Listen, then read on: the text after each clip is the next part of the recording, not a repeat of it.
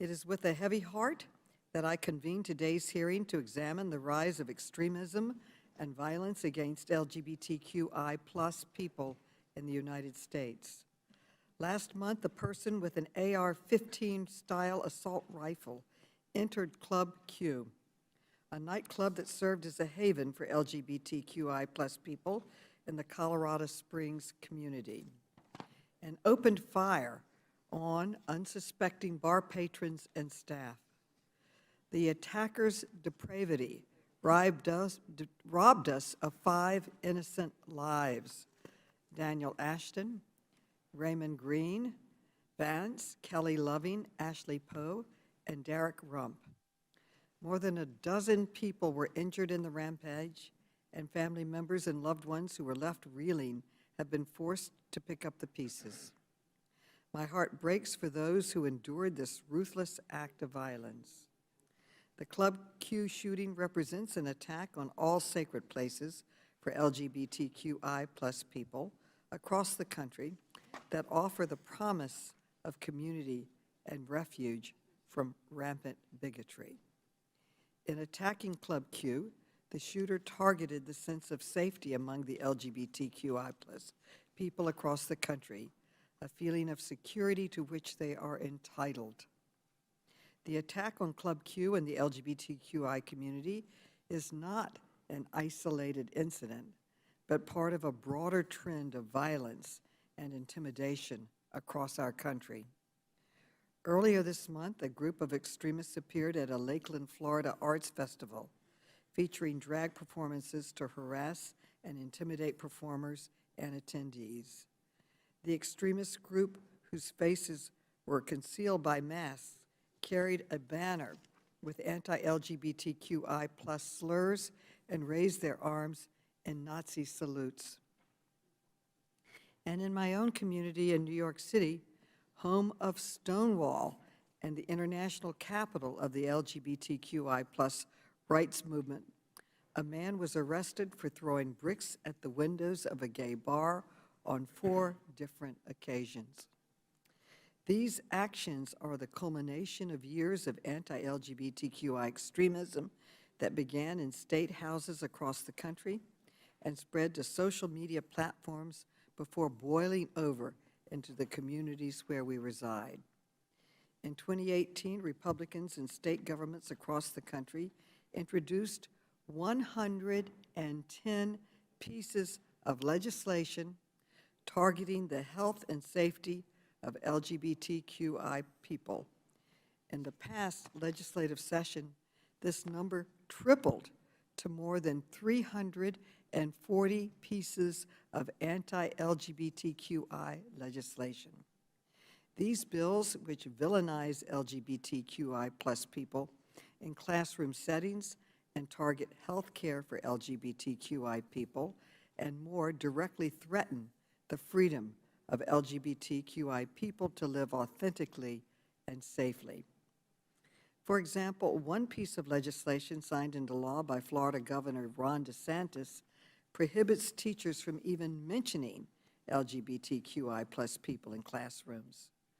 This, quote, "don't say gay or trans," end quote, law erases the existence of LGBTQI people and families and muzzles our nation's brightest educators. Within a month of Florida passing this legislation, 2 additional states passed similar bills. In total, 48 bills in more than 20 states have considered eliminating or suppressing LGBTQI people and history in the school curriculum. Here in Congress, dozens of House Republicans have co-sponsored federal legislation to prohibit federal funding for schools with curricula that affirms LGBTQI people. And Republicans at every level of government have gone even further to villainize transgender people, targeting their ability to access necessary health care and restricting their freedom to participate as full members of our society. These hateful pieces of legislation have fueled dangerous rise in extreme anti-LGBTQI rhetoric, following the passage of Florida's Don't Say Gay or Trans law. Vitriolic social media content accusing members of the LGBTQI community of being groomers skyrocketed by more than 400%. The committee received a video submission from Mrs. Sarah Kate Ellis, the president and CEO of GLAAD, one of the nation's leading LGBTQI+ media advocacy organizations, explaining the proliferation of anti-LGBTQI+ extremism across our media landscape and its relationship to the kind of violence we observed at Club Q. I'd like to play this video now, if we could.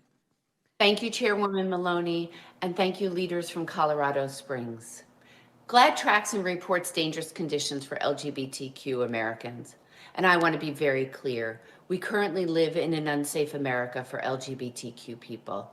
The horrific attack at Club Q is yet one more avoidable symptom of a larger epidemic plaguing our nation, a culture of anti-LGBTQ rhetoric and violence from politicians and political extremists. Consider these facts that GLAAD tracked this year. Over 300 anti-LGBTQ state and local bills proposed. Bomb threats to 20 children's hospitals that offer medically safe health care to transgender youth.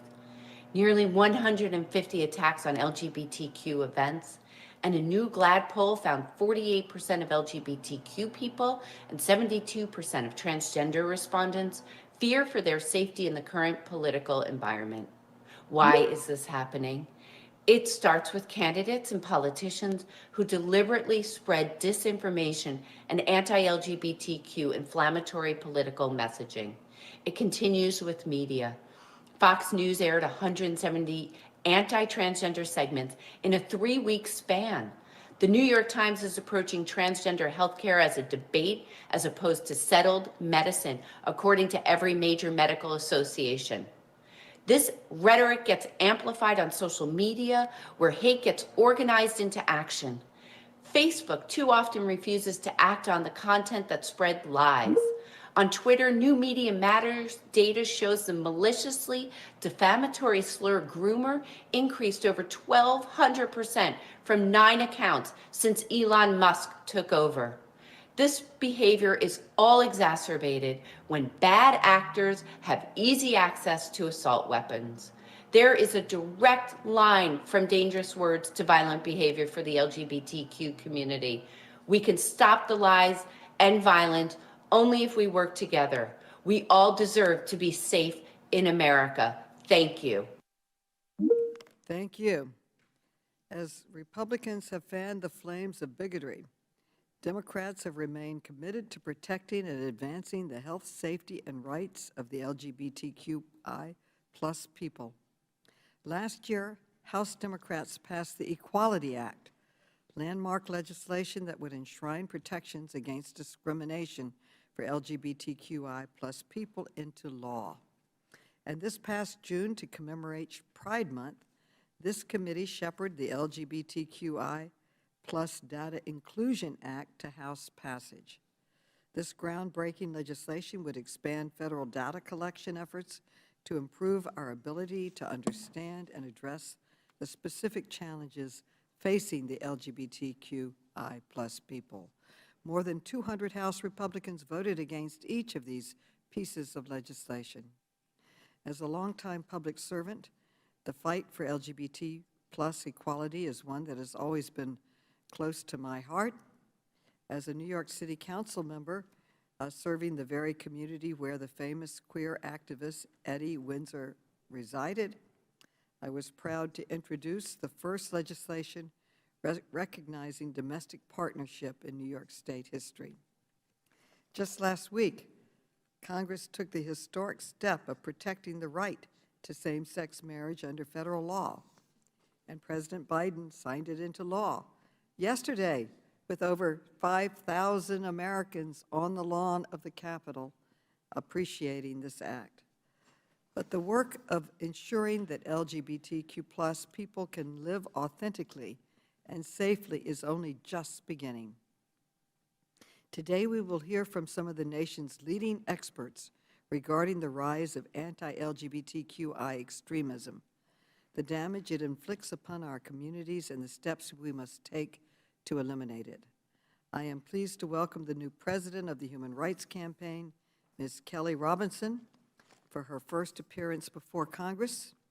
We will also hear directly from survivors of the violent Club Q attack, and I am deeply grateful for the bravery of these individuals in recounting their horrific experiences. Their testimony will serve as a tremendous public service for their community and for our nation. Thank you. Let us honor them by recommitting to the bold action necessary to ensure that every person in the United States can experience the freedom to live authentically and safely, regardless of who they love or how they identify.